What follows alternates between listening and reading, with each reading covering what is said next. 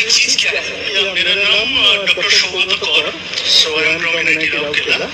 So this chip was fabricated under the C2S scheme from Government of India, and it was fabricated at SCL Chandigarh.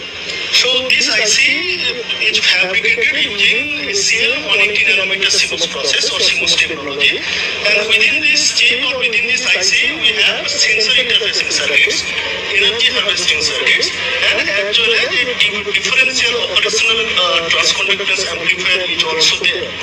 So this IC's main function is it is used for the accelerometer interfacing circuit. So capacitive accelerometer means capacitive accelerometer. You can interface with the sensor and the circuit will give you the output, and this is fabricated and designed in 180 nanometer CMOS process technology. Sir आपन को परिचय जाय आपण कोन तयारी करछथि